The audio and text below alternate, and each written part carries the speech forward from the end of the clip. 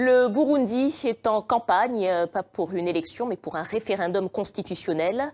En mai, les Burundais se prononceront sur les amendements qui permettraient au chef de l'État de rester au pouvoir jusqu'en 2034 au moins. Et ce, alors que son troisième mandat, depuis 2015, reste contesté. Alors, Burundi, régime autoritaire ou dictature de fait?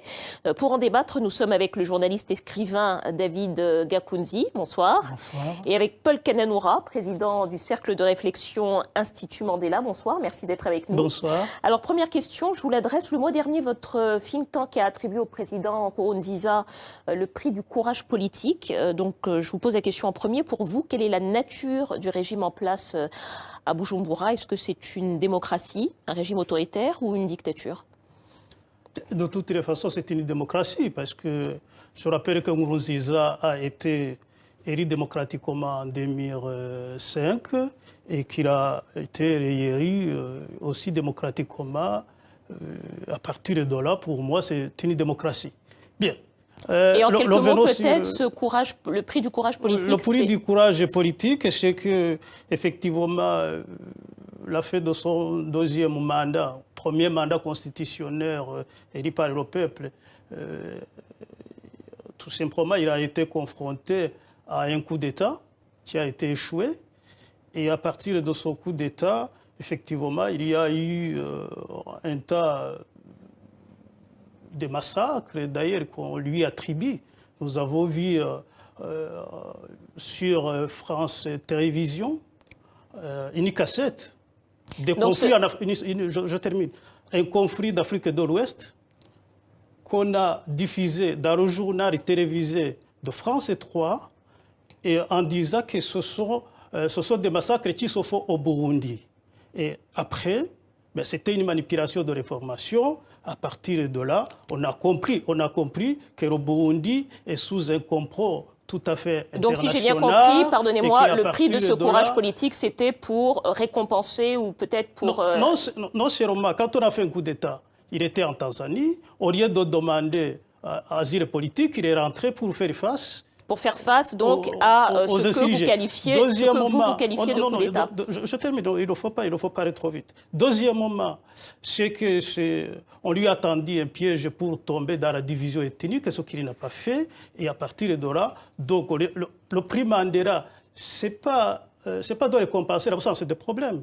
C'est plutôt de récompenser la volonté de sortir dans les problèmes. Donc c'est un encouragement à Nkurunziza à continuer dans cela. Pardonnez-moi, je ressens le débat qui est centré donc sur le Burundi, sur la nature du régime au Burundi. David Gakunzi, je me tourne vers vous, je vous redonne la parole dans quelques instants.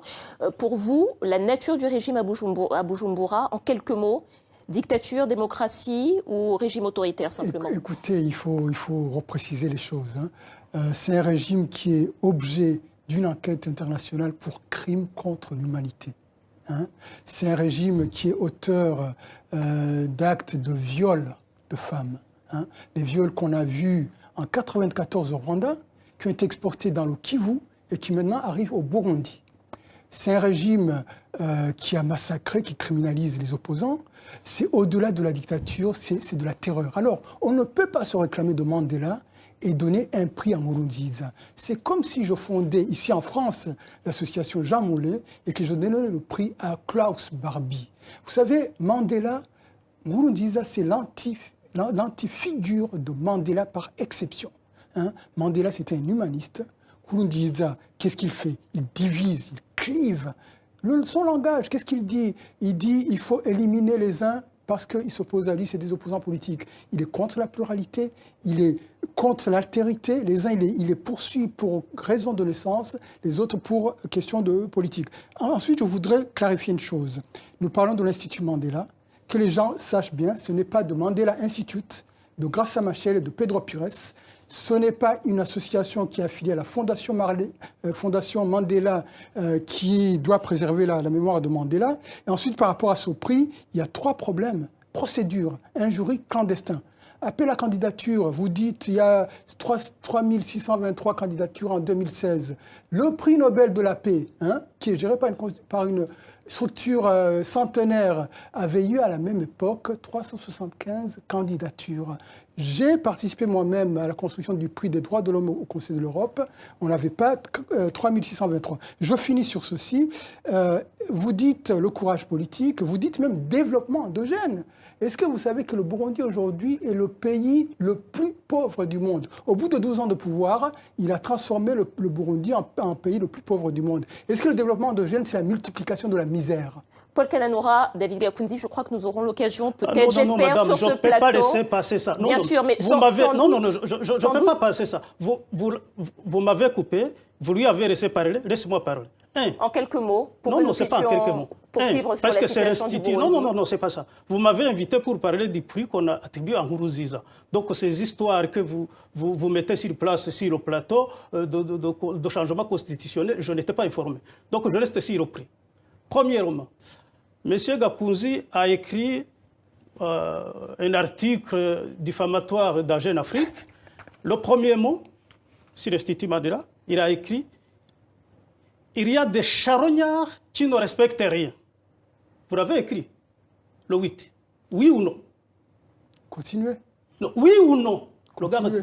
Donc, et nous avons fait un droit de réponse, le 9, qui n'a pas encore été publié par Jeune Afrique. Mais le 9, on change la teneur de cet article en disant, la première phrase, il y a des gens qui ne respectent rien.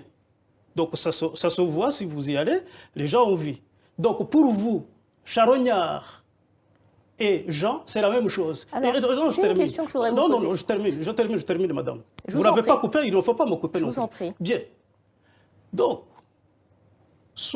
vous l'avez fait.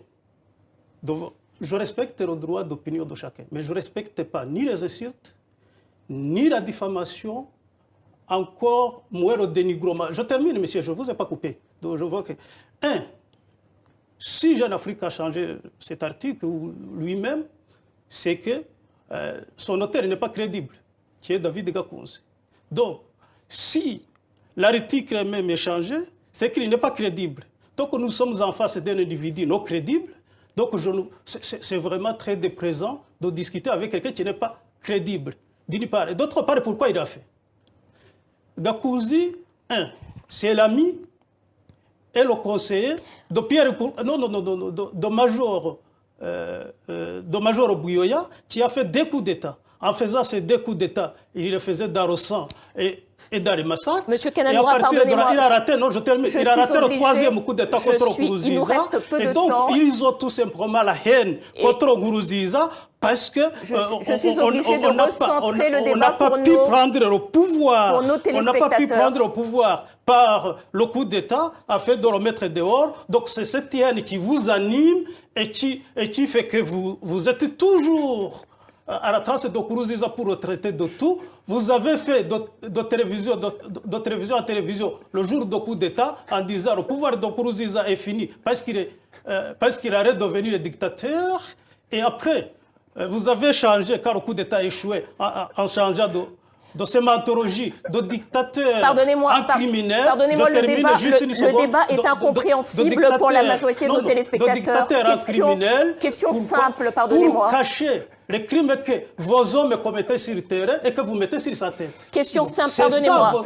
Donc vous avez abusé trop longtemps les téléspectateurs, leur générosité d'une part. Est-ce que je peux répondre? Non, vous avez répondu quoi? Monsieur, pardonnez-moi, je souhaite respecter les temps de parole. Vous avez aussi menti Monsieur Kananoura, s'il vous plaît, je souhaite que le plateau de TV5 Monde ne soit pas l'espace d'insultes ici. Exactement. Question très simple. Monsieur Nkurunziza a brigué un troisième mandat, ce qui lui était déjà interdit par la Constitution. Pardonnez-moi. Question, la réforme constitutionnelle qui lui permettrait peut-être de rester en place jusqu'en 2034. Est-ce que pour vous, c'est une ligne rouge qui est franchie vers la présidence à vie, raison pour laquelle certains s'interrogent sur la nature du régime politique au Burundi? En quelques mots, pour que chacun de vous puisse y répondre. Pardonnez-moi. J'ai plus de temps, moi. Hein. Bien, il faut que je puisse parler.